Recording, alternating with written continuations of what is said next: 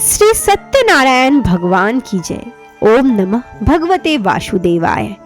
एक समय योगीराज नारद जी दूसरे के हितों की इच्छा से अनेक लोकों में घूमते घूमते मृत्यु लोक में आ पहुंचे।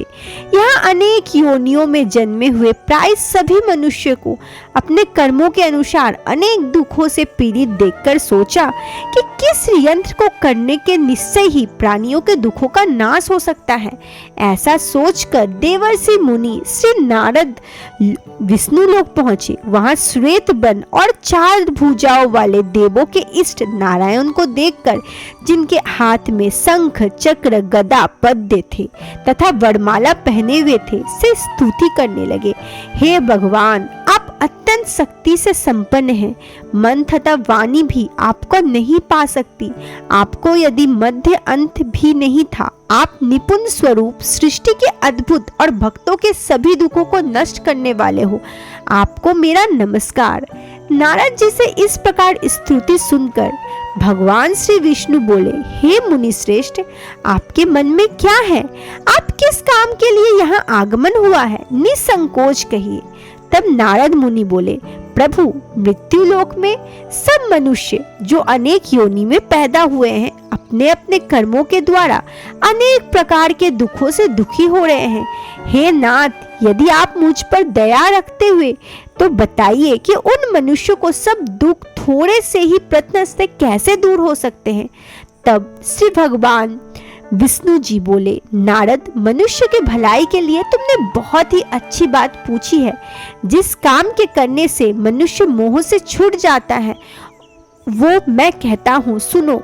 बहुत पुण्य देने वाला स्वर्ग और मृत्यु लोक दोनों में दुर्लभ एक अत्यंत उत्तम व्रत है। आज मैं प्रेम वश होकर तुमसे कहता हूँ, श्री सत्यनारायण भगवान की ये व्रत अच्छी तरह विधि पूर्वक करके मनुष्य धरती पर आई पर्यत सुख भोग करने पर मोक्ष के प्राप्त होता है। श्री भगवान के वचन सुनकर नारद मुनि बोले, हे भगवान, इस व्रत का फल क्या है? क्या विधान है कि और ये व्रत किस प्रकार किया जाता है और किस दिन ये व्रत करना चाहिए? विस्तार पूर्वक कहिए। भगवान विष्णु बोले, हे नारद, दुख शोक आदि को दूर करने वाला, धन धान्य को बढ़ाने वाला और सौभाग्य तथा संतान को देने वाला ये व्रत सब स्थानों पर विजय करने वाला है। भक्ति और श्रद्धा के साथ किसी भी दिन मनुष्य श्री सत्यनारायण को प्रातः काल के समय ब्राह्मण और बंधुओं के साथ धर्म पराकर करके पूजा करते हैं। भक्ति भाव से नैवेद्य फल, शहद, घी, दूध और गेहूं का आटा सवाई लेवे। गेहूं के अभाव में साटी का चूर्ण भी ले सकते हैं। सब पदार्थों को भगवान को अर्पण कर देवे तथा बंधुओं सहित ब्राह्मणों को भोजन करवावे। तत्पश्चात स्वयं भोजन करे। रात्रि में नित्य गीत आदि का आयोजन कर सत्यनारायण भगवान का ध्यान करते हुए समय बिताए। इस तरह व्रत करने पर मनुष्य की इच्छाएं निश्चय पूरी होती है। विशेष रूप से कलिकल में भूमि पर यही मोक्ष का सरल उपाय है। प्रेम से बोलिए, श्री सत्यनारायण भगवान की जय। श्री सत्यनारायण भगवान की कथा का अध्याय प्रथम। दूसरा अध्याय भी श्री सूत जी बोले, ऋषियां, जिसमें पहले समय में इस व्रत को किया जाता है उसका इतिहास कहता हूँ, ध्यान पूर्वक सुनो। सुंदर काशीपुरी नगरी में एक अत्यंत निर्धन ब्राह्मण रहा करता था। वो भूख और प्यास से बेचैन हुआ नित्य पृथ्वी पर घूमता था। ब्राह्मणों से प्रेम करने वाले भगवान ने ब्राह्मणों को दुख के देखकर बूढ़े ब्राह्मण के रूप धरकर उसके पास जाकर आदर पूर्वक पूछा, विप्र, तुम नित्य दुखी होकर पृथ्वी पर क्यों घूमते हो?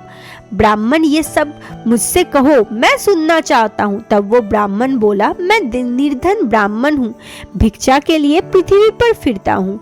हे भगवान, यदि आप उससे छुटकारा पाने के लिए कोई उपाय जानते हैं तो कृपया मुझे बताएं। वृद्ध ब्राह्मण बोले, विप्र, सत्यनारायण भगवान मनोवांछित फल देने वाले हैं, इसलिए तुम उनका पूजन करो, जिसके करने से मनुष्य सब दुखों से मुक्त हो जाता है। तब ब्राह्मण को व्रत का सारा विधान बतलाकर बूढ़ा ब्राह्मण का रूप धारण करने वाले श्री सत्यनारायण भगवान वहीं अंतर्ध्यान हो गए।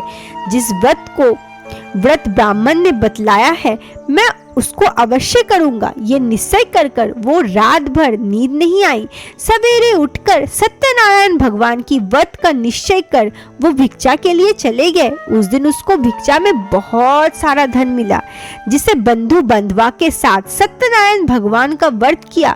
इसके कारण से वो ब्राह्मण सब दुखों से छुटकारा पाकर अनेक प्रकार की संपत्तियों से युक्त हुआ। उस समय से वो ब्राह्मण हर मास व्रत करता था। इस तरह सत्यनारायण भगवान के व्रत जो भी करेगा वो मनुष्य सभी तरह के दुख से छुटकारा पाएगा।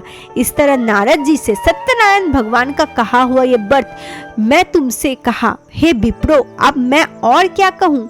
तब ऋषि बोले, मनुष्य संसार में इस ब्राह्मण को सुनकर किस किसने इस व्रत किया है, हम सब वो सुनना चाहते हैं। इसके लिए हमारे मन में अत्यंत जिज्ञासा है। सूत जी बोले, मुनि, जिसने इस व्रत को किया है वो सभी ने सुना।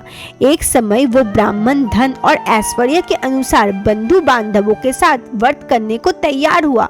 उस समय एक लकड़ी बेचने वाला बूढ़ा आदमी आया और बाहर लकड़ियों को रखकर ब्राह्मण के मकान में आ गया। प्यास से दुखी लकड़हारा उनके व्रत को देखकर ब्राह्मण को नमस्कार करने लगा। आप क्या कर रहे हैं? इसके करने से क्या फल मिलता है? कृपया करके मुझे बताएं। ब्राह्मण ने कहा, जब मनोरथों को पूर्ण करने वाला ये सत्यनारायण भगवान का व्रत है, इससे ही कृपा से मेरे यहाँ धन्य धान्य आदि की वृद्धि हुई है। ब्राह्मण ने इस व्रत के बारे में जानकर लकड़हारा अत्यंत प्रसन्न हुआ। चरणामृत लेकर प्रसाद ग्रहण करने के बाद वो अपने घर को गया। अगले दिन लकड़हारा ने अपने मन से इस प्रकार से संकल्प लिया कि आज गांव में लकड़ी बेचने से जो धन मिलेगा उसी से सत्यनारायण का उत्तम व्रत रखूंगा। ऐसे मन में निश्चय करके वो बूढ़ा आदमी लकड़ियां अपने सिर पर रखकर, जिसे नगर में धनवान लोग रहते थे, ऐसे सुंदर नगर में गया। उस दिन वो उनकी लकड़ियां को दाम पहले से चौगुना मिला। तब वो लकड़हारा दाम लेकर अति प्रसन्न होकर पेके, केले, शक्कर, दूध, दही और गेहूं का चूर्ण इत्यादि सत्यनारायण भगवान की व्रत की कुल सामग्रियां लेकर अपने घर आया। फिर उसने अपने परिवारजनों को बुलाकर विधि के साथ भगवान की पूजा और व्रत की। उस पूजा के पुण्य प्रभाव से बूढ़ा लकड़हारा धन, पुत्र आदि से युक्त हुआ और संसार के समस्त सुख भोगों के अंत में वो वैकुंठ लोक चला गया। बोलो श्री सत्यनारायण भगवान की जय। इस व्रत को करने वाले सभी मनुष्य की सभी तरह के मनोकामना की पूर्ति होती है और मनुष्य को मोक्ष की प्राप्ति होती है।